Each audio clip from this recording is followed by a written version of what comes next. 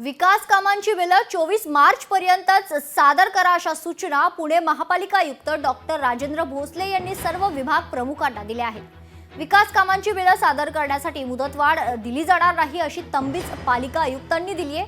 पालिकेच्या विविध विभागांकडून आर्थिक वर्ष 31 मार्चला संपत असतानाही अखेरच्या दिवसापर्यंत कामाची बिलं सादर केली जातात। यामुळे चालू महिन्यात खरतर प्रमाणाबाहेर खर्च झालेला दिसतो।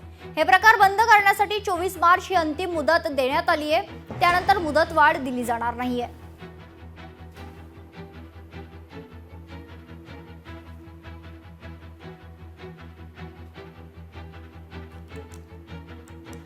विकास कामांची बिलं 24 मार्च पर्यंत सादर करा अशा सूचना पुणे महापालिका आयुक्त डॉक्टर राजेंद्र भोसले यांनी दिलेल्या आहेत।